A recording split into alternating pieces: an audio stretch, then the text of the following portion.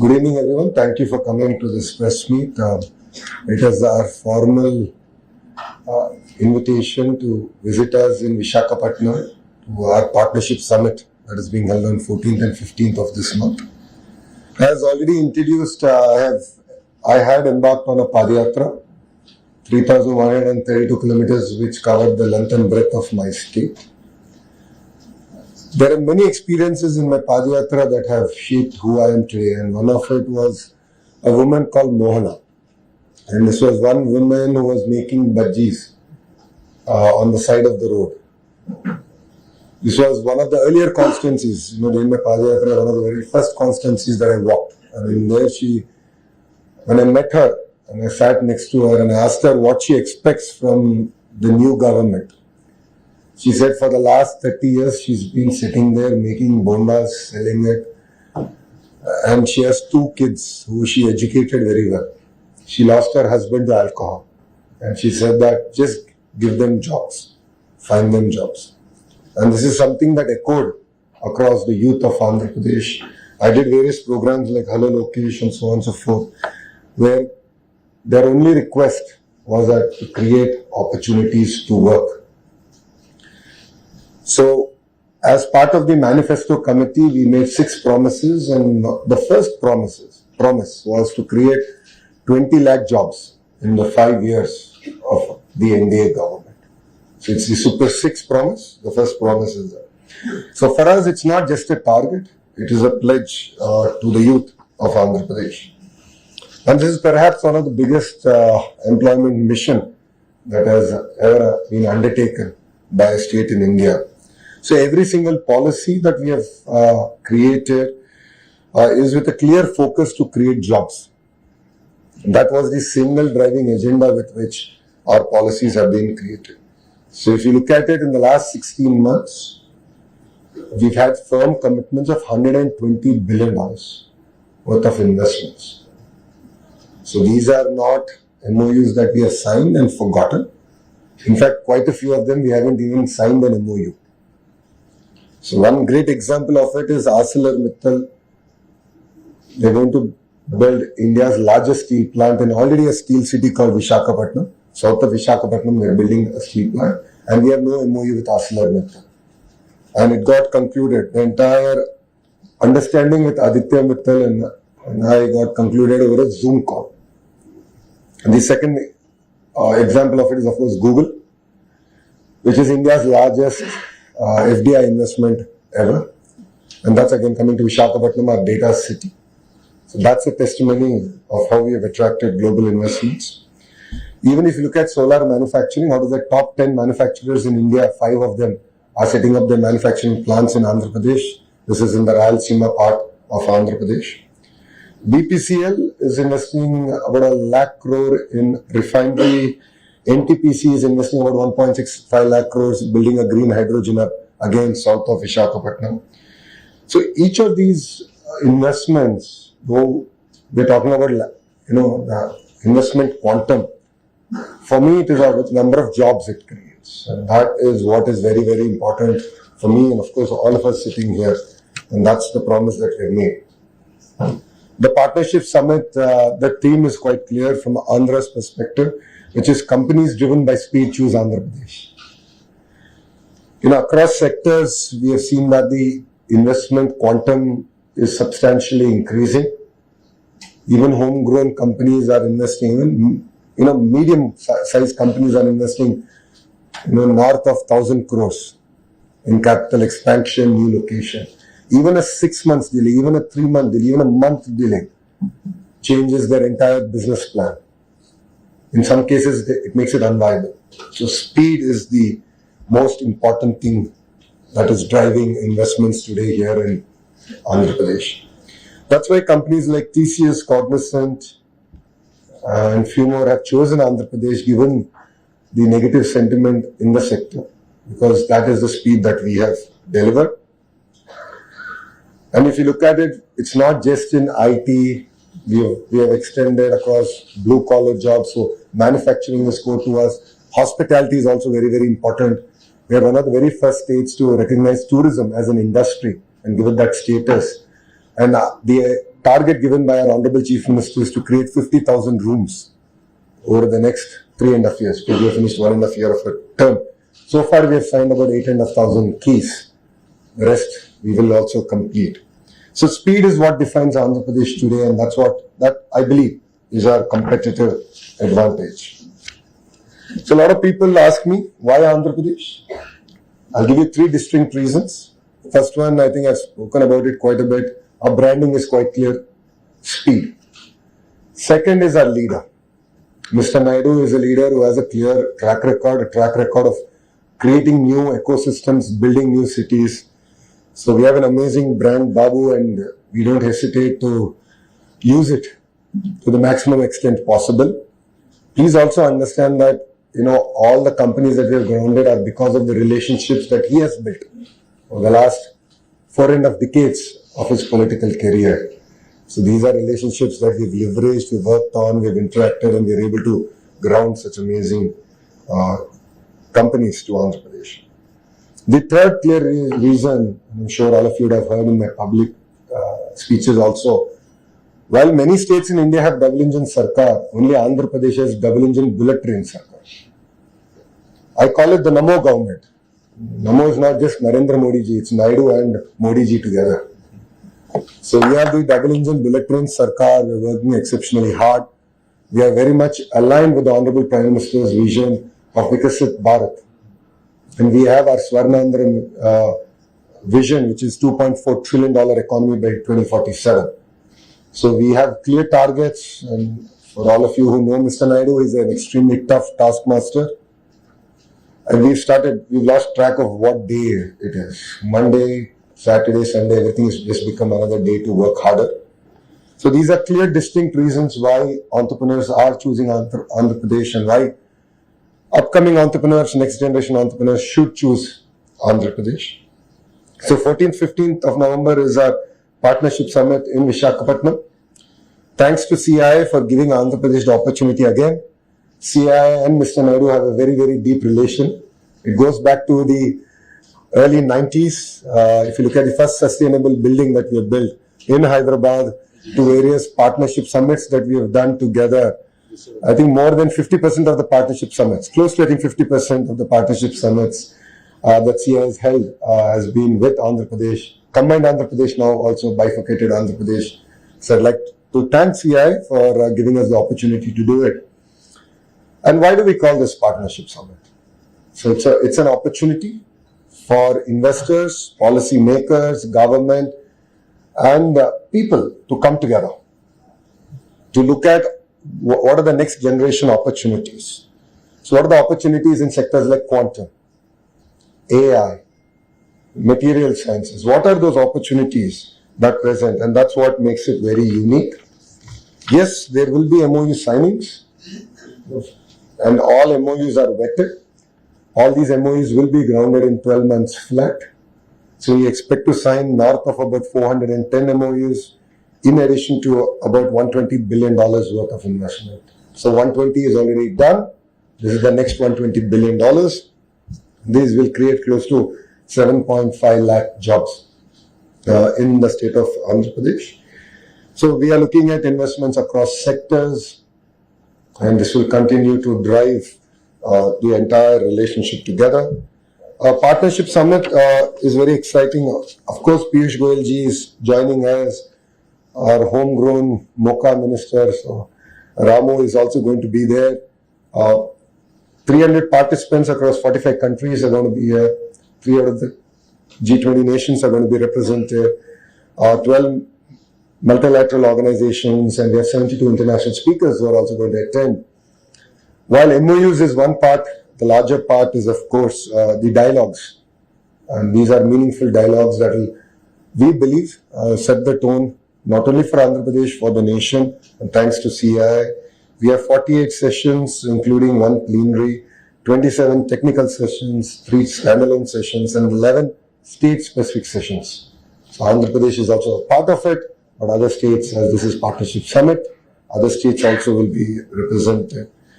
And run up to the Partnership Summit, there are many foundation stones that are getting laid, ribbon cuttings are also happening. So you will hear a lot of exciting news coming out of Andhra Pradesh starting tomorrow to the next 3.5 years of this government. So the three-way partnership is center to Andhra Pradesh. If you look at our policies also, apart from Amravati, which is a people-led movement, farmers have given their land, we are building a greenfield capital city and we're benefiting out of this. But we have also come up with a policy where 10 farmers together can come and build an industrial park together and we will support it. So as a state, we believe that landowners have an important role to play, farmers have an important role to play. That is why we take this partnership summit true in terms of letter and spirit, and that's what makes again Andhra Pradesh very unique. Yes, we are very ambitious. We will compete. Our motto is very clear: when states compete, India wins. Our target as a state and the target given to me by the Honorable Chief Minister is to clearly attract $1 trillion worth of investment. With that as a target, we are working with everyone possible on the planet. We are not country specific, sector specific. Our strength is our cluster. Cluster is where we bring all the industries related to one sector together. And verticals are all the companies that make various components of that particular sector. A great example is, of course, the mobile phones that all of us cannot live without. From the camera lens module to the screen, the Li battery, to the haptic engine, the whole 9 yards. Again, in one cluster. That's what we call vertical. Horizontal is where I play a larger role as a HRD minister, is that it's education, specialized programs, lifelong learning like skill development, testing, certification, everything coming into one cluster. That is what makes again Andhra Pradesh very unique. So a lot of clusterization, close to 15 clusters are already operational. We have a very strong position. Like 50% of India's air conditioning comes from Andhra Pradesh. Very strong position. Medical devices manufacturing made in India. Again, Visakhapatnam has a very strong role to play in it. So across various sectors, we are open to doing business. You will hear about it quite in detail during our partnership summit and post our partnership summit. So this is a short and sweet introduction to what we have achieved in Andhra Pradesh over the last 16 months and what we intend to achieve for the next 3.5 years. And then if my friends from media have any questions, I'm willing to answer them. Thank you very much. Let them get a chance, yeah? Telugu media, I'll give you separate. Let English get done, then I'll come back. Yes, sir. I'm Renu from ABP Live. You mentioned $1 trillion of investment. That's okay, I can hear you. So, is there a time frame by which you want to achieve this? And also, in terms of FDI attractiveness, what sort of program do you think Andhra Pradesh would occupy? Well, pre-2024, that is, if you look at pre-NDA government in Andhra Pradesh, we never even figured out in the list of states to invest in. And in FDI was, distant. I mean, we were not even relevant. From there to being like attracting the single largest FDI investment in Indian history, to looking at ArcelorMittal now coming in, various other investments coming in. So $1 trillion is a target that we've given ourselves over the next 5 to 7 years. And these are firm commitments. So let's take ArcelorMittal as an example. It's about close to about 1.2 lakh crore investment. It will get invested over 3 phases over 7 years. Google is $15 billion. It will get invested over 3 years. So different companies, given the sector, have different time frame. But these are all firm commitments. These are not paper companies. That's the clear target. And so we are open to FDI investment. While FDI investment is very important for India and for Andhra Pradesh, I believe that homegrown entrepreneurs are equally, if not more important. So for me, it's not just about attracting the next billion or trillion. It's also about ensuring that a small, medium entrepreneur of India also succeeds in Andhra Pradesh. So for me, a mushroom processing unit is as important as a Google data center. So that's what makes, again, Andhra Pradesh very unique. Right. Sir, Vizag has already attracted Google. Now the CII summit is also happening over there in Vizag. What would be the module for this? what kind of module is the state government following, and what for the other districts? The Vizag is had become the hub for investments. What are the abilities for other districts? No, I think the right word you should use is Andhra Pradesh has become the hub for investment.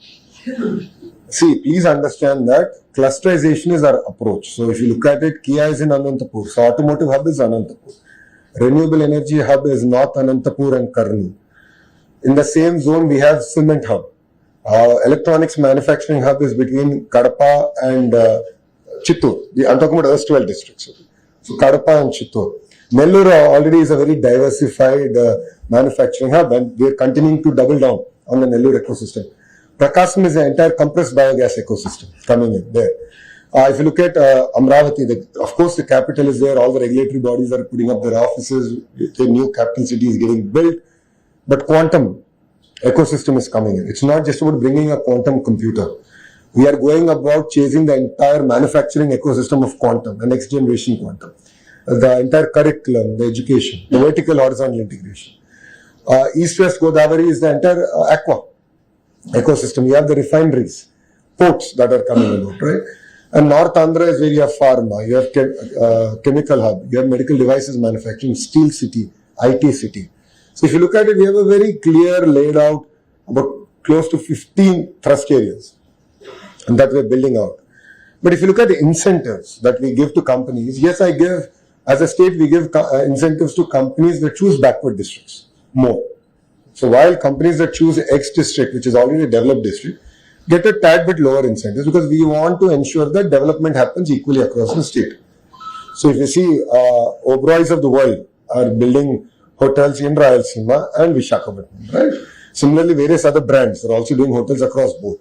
Like that, we're attracting companies. I mean, Kuppam, the Chief Minister's own constituency, has attracted substantial investments that it has never seen. And the reason is because it's on the axis of Chennai-Bangalore, the industrial corridor, the road connectivity. It made all the difference. So we are double downing on that.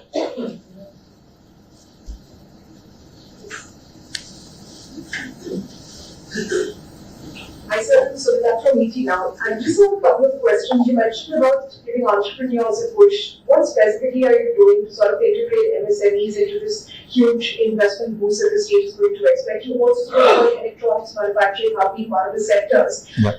In terms of the kind of investments that we can look forward to from global debt, would you be able to give a sense of that? And lastly, you also spoke about $120 billion worth of investment commitments. How much of these commitments could come from neighboring countries as far as India is concerned, for instance, China, Vietnam? So your first question was around MSME. Sorry, I don't have a pen. We're in a digital age era, so I'm not able to write it down. Can I borrow a pen, please? Thank you. So first was about MSME. Sorry, the second one was global pickup, and third one was neighboring. Okay. So regarding MSMEs, right? So we've restarted our entire startup ecosystem. Last 5 years was the bad 5 years for our state, and you know why. So we've restarted our entire ecosystem under the name of Ratan Tata Ji. So it's called the Ratan Tata Innovation Hub, which is based out of Amravati, and there are nodes that go to close to 5 nodes that go to the important districts. There we have specific programs for MSMEs. And we are working with various other organizations, including CII and so on and so forth, on how do you take a 5,000 rupee business and make it a 50,000 rupee business? How do you make a 50,000 rupee business to a 5 lakh rupee business? This is possible when you have mentoring, number one. Number two, when you have educational institutions who are giving a lot of input to the entrepreneurs who are based out of there. So each of these have entrepreneurs leading it. There's next generation entrepreneurs who are part of it. You have educational institutions that have tied to it. And we are in the process of course, raising the money required to also nurture and invest in these startups. So we are sort of rebuilding that entire ecosystem. And that's something that we've done. Where greater impetus is there to MSME. First. Second, I think we're one of the very first states, one of the very few states, where every assembly constituency, we have an MSME park. It was yesterday that the Honorable Chief Minister launched the entire initiative. I think phase 1, close to 58 constituencies is where we have an MSME park. Just focus on MSME. So it's about someone who needs 500 square yards to about an acre. So these are your, and they create maximum number of jobs. So we totally understand that. And it's also aimed at promoting local entrepreneurs. So these MSME parks are about entrepreneurs in that particular constituency or entrepreneurs from other constituency who want to be part of that ecosystem, that cluster. So MSMEs, we are it's very close to our heart. When we in spirit, we're actually implementing our MSME outlook. In terms of investments, that's between domestic and global. I would request you to give me 2 more days. This is merely a curtain raiser. I won't be able to. The entire movie will only get played out on the 14th and 15th. Yaar, 120 billion thodi teaser hai na yaar. You're asking a lot more. In terms of neighboring countries, under the leadership of our Honorable Prime Minister, Shri Narendra Modi ji, relationships are substantively improved. And we are seeing a lot of focus now coming back into sectors, especially in electronics. That's very, very good news. It's very, very important to build the entire component ecosystem. And that's something that's again very close to our heart in Andhra Pradesh. So if you look at it, we already have TCL and various other companies that we got in our third term, which is between 14 and 19. TCL is one of the world's largest TV panel manufacturers. They're doing exceptionally well in the ecosystem that we have built. But we can do a lot more. That's just the beginning again. So, again, just give us some more time. Give us 48 hours and you'll hear it. I'm speaking with Blue. I just wanted to get your perspective. How is your state dealing with the US tariffs? And do you think that investment plans which you have, do you think it's likely to get dealt by whatever policies US is going to? Well, crisis is always an opportunity. India has always done well when there is crisis. A great example of it is our entire shrimp ecosystem. We have 50% tariffs. Our closest competitor is Ecuador, which has 16% tariffs. So there's a difference there of close to 34%. In that, I've sat personally with the sector because I'm the chair of the group of ministers to create 20 lakh jobs.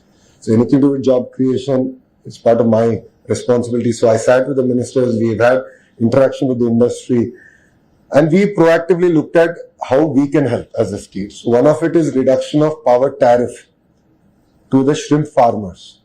So it was close to, I think, 4 rupees, and now it's down to 1.5 rupees. That itself gives a lot of break. So we sort of worked with the industry to say, well, 34% is the challenge statement. Let's work on the 34%. That's one. 2, we've opened up to new markets. Ukraine, Russia, Australia. So we have proactively worked with the governments there to sort of reopen. Some have closed their markets, so we worked with them to reopen the market. Some are new markets. So I believe at the end of it, the pie will be a lot bigger. And sectors, companies will not be very, just one country specific. I think that diversification is always good. So that's been our approach. And I'm sure that we will find a solution as a nation. So just to follow up, when you're interacting with investors, do you think they are iffy about the investments right now, given the US policies, or they are on board with you now? Well, if you look at it, South Asia's largest quantum computer is coming from the US to Andhra Pradesh. So it's an example of that. Well, $15 billion worth of investment by Google is happening in Andhra Pradesh. So it's a testimony to that. So, Sir, I'm going, if you don't mind, because that's going to come back to you. So hi, this is Karishma from Business Today. In terms of your capex, from what you've got from the central and also the state capex, how well are you utilizing that in order to attract these investments? And do you seek any additional allocation because of so many investments and interest and opportunities coming to the state? Are you looking to center? So there are 2 parts, right? One is just the hard infrastructure. Second is the soft infrastructure. So first let me address the hard. So if you look at it, we spoke about the 3 industrial corridors that pass through Andhra Pradesh. We are very lucky in that sense. There are very few states that have that. So there's already money available and we are leveraging it quite effectively. So Koparthi and Orvakal industrial nodes have got favorable dispensation from Government of India as part of building these nodes. So we are using those resources effectively to build out. 2, we now have a economic region approach. So Visakhapatnam economic region, Amravati economic region, Rayalaseema Economic Region. So there again, with the clusterization approach, with the forecast that we have, okay, what's going to happen in the next decade, 2 decades, what is the infra, what is the power, what is the soft infra, the whole 9 yards is getting planned out. So we're launching the report of Visakhapatnam Economic Corridor tomorrow. So that will have a lot more details. And then we'll create a special purpose vehicle and we'll go about raising money. And if required, we'll definitely knock on the doors of Delhi. No second thoughts about it. Now let me come to the soft part. This is very, very important. We have to create an enabling environment for industries to thrive. So things like labor reforms, Factories Act. These are subjects that we are going into threadbare. We are working with the industry to understand the challenges. Let's talk about labor reforms, right? Women working the night shift in electronics manufacturing. Today, it's not allowed. So these are nuances that we're sort of working through.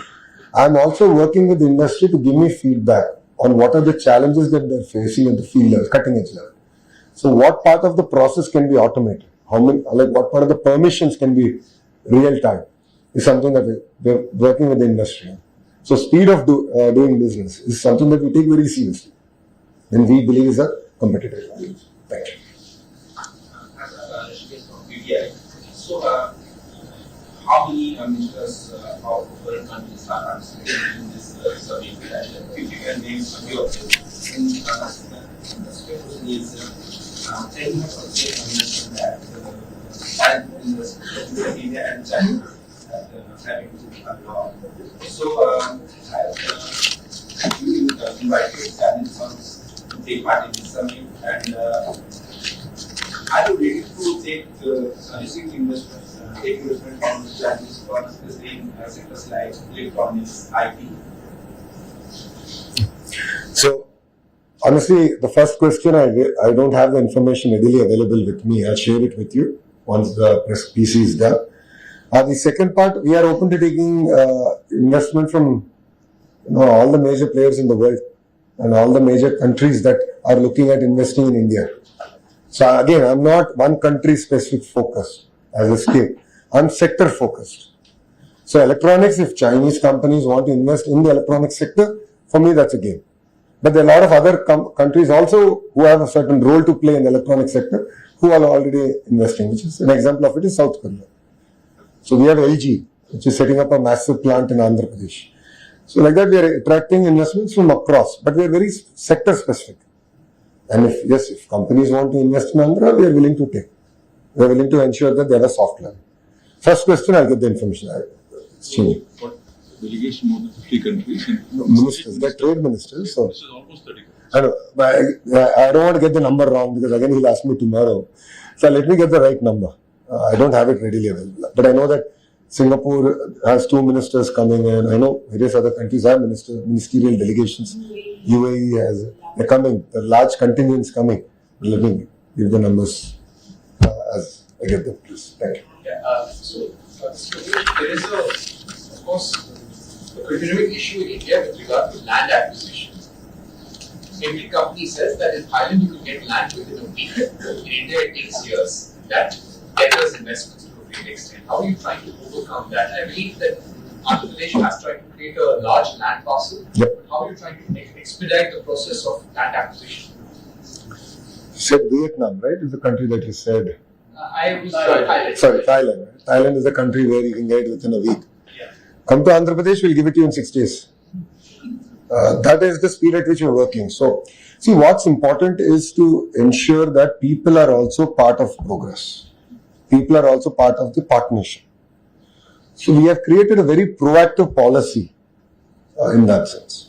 So, if you look at it, even farmers who together can come together and create their own industrial park. So, there are very few states that have done created such kind of policies. Amravati is a great example of land pooling. Because last 5 years again has been a distortion, bad dream for Andhra Pradesh. But beyond that, if you look at it, we already have large land banks in place. All the MSME parks already land bank is there. Focused on execution. So if you look at ArcelorMittal, it's a sizable project. but close to 2,500 acres. We've had no issue, environmental clearing ho gaya. The whole process is now complete. So we go. I mean, it's equally, if you want to bring a massive investment or a medium investment, all of us have a role to play. So industry partners have to go work with the locals. Politically, we'll have to work with the locals. Create a sense of unity. But, there will be cases where we might not succeed always. So be it. But, there's no perfect solution. I'm looking for my so what policy reforms or incentives have been or will be introduced to make Visakhapatnam attractive to visitors? And second is how are you going to ensure that local skill sets are developed so that the jobs remain in the state? Good question. Policies are meant for Andhra Pradesh and not Visakhapatnam. We already have policy frameworks in place. We share with you all the policies that we have, where incentives and all are clearly laid out. So we already have a robust policy. Again, with the changing environment and newer opportunities coming in, like quantum, we had to come with a policy around quantum, and which we did in the last cabinet, and the GO will be issued. I just cleared it while coming here, so the GO will get cleared and the policy will be out. So again, policies are already there and newer policies will come. And you asked a very good question on skill set. Mr. Naidu, during his campaign, has clearly stated that India needs skill census. So once Mr. Naidu makes a commitment to India, then it is then our job to go about executing it. So we've tried, and skill census is not easy because these are trades across sectors. You have a plumber, you have an air conditioning mechanic, you have a carpenter, and so on and so forth, automotive mechanic, or an AI engineer. Now, how do you assess their skills? So, we tried a sort of a skill census in the traditional census way, and I failed. It's in my own constituency. I tried it and we failed, miserably failed. So now what we've done, and this will, I think this could be a model that will work. We're using AI and we are assessing skills.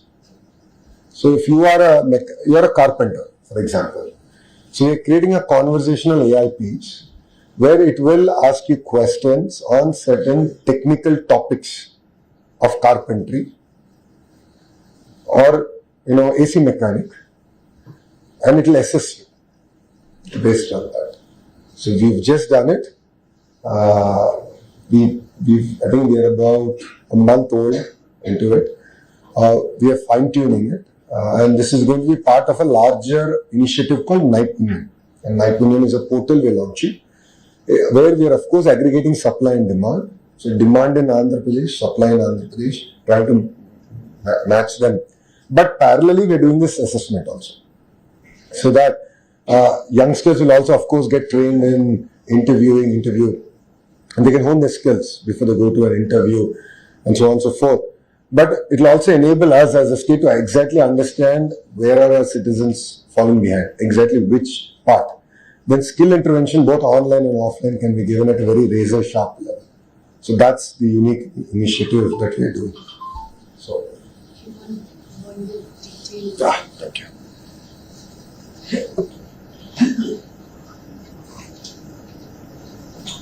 Okay, so we have, this is quite a big number, but we have 464 overseas delegates, we have 58 diplomats, 13 ambassadors / high commissions, 4 deputy heads of mission, 62 countries. 5 consular generals, 62 countries that are represented is what we currently have, and various countries are bringing in the delegation. Exact ministerial delegation, I'll send the details. That's not here, but I'll send the details to you. Yeah, thank you. So, I have a question regarding the last government. Do you have a message for them? Because when Andhra Pradesh got Google, there was a certain statement starting with it. Well, I think it's good that states are competing.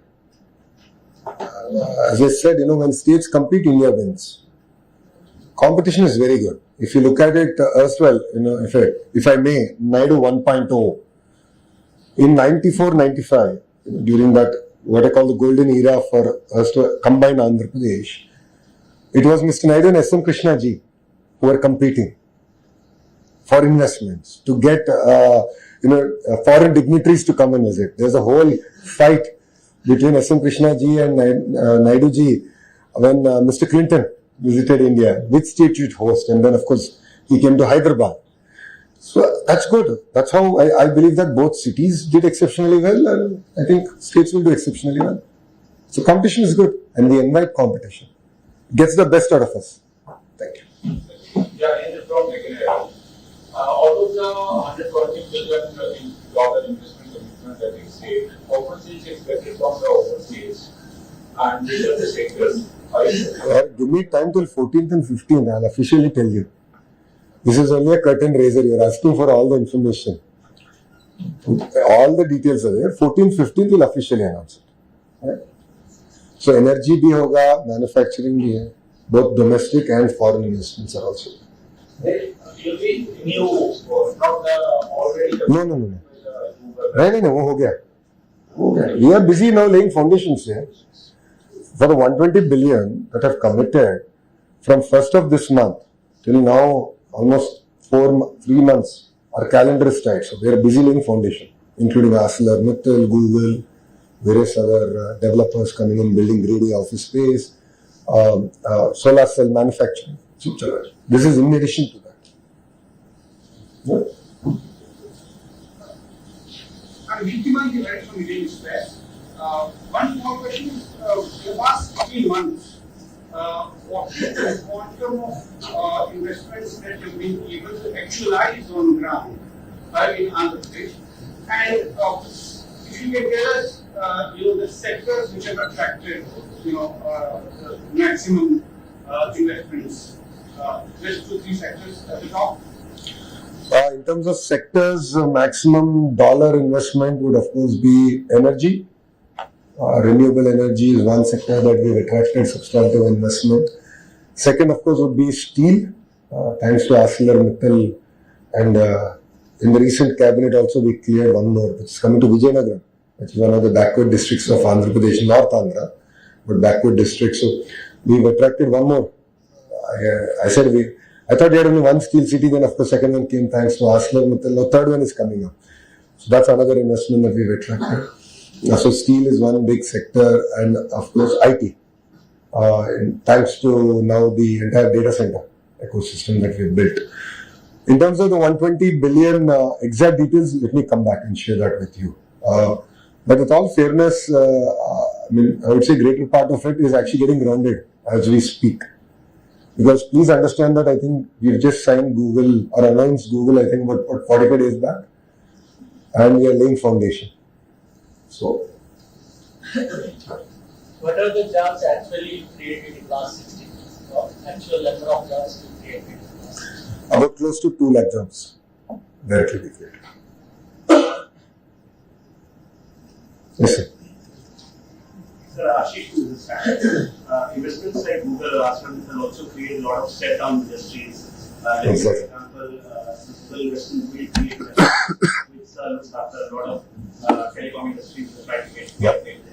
So how prepared are you to also offer them incentives on par with other states or let's say even other countries? Other states, absolutely. Other countries, case by case, will have to evaluate. But you are absolutely right. The kind of multiplier effect it has is substantive.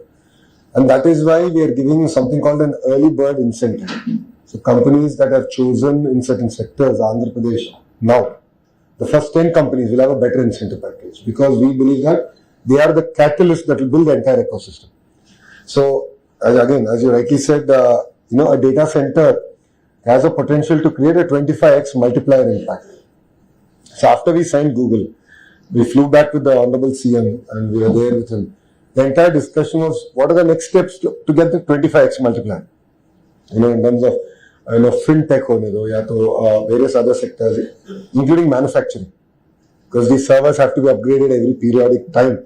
So how do you get that manufacturing ecosystem again into Andhra Pradesh? So this is something that we threadbare discussed. Now, are we there? Are we ready? Absolutely, we are ready to attract investments. Is the infrastructure built? It is getting built out. So I'll give you an example. Now, our entire ambition is to build a 6 gigawatt of data center capacity. That is my policy stand. And once Mr. Naidu gives a policy stand at 6 gigawatt, you have to do, we will do it.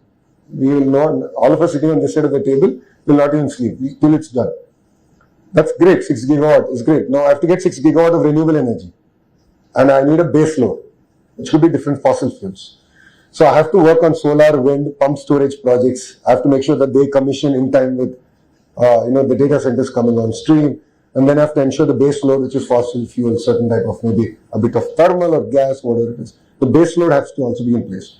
So we are working. That is why there's a group of ministers that is created by the Honorable CM to ensure that this coordination among ourselves and ensure that we are able to, in toto, execute these projects. Because again, we don't want that yaar company aa gaya, but there's no road. Or data center is built, bijli nahi hai. We don't want to be in that situation. Absolutely. We will only make India proud. No, thank you. Sir, you said that India, many states have a double engine sarkar, but only Andhra Pradesh have a double engine speed bullet train sarkar. Yes.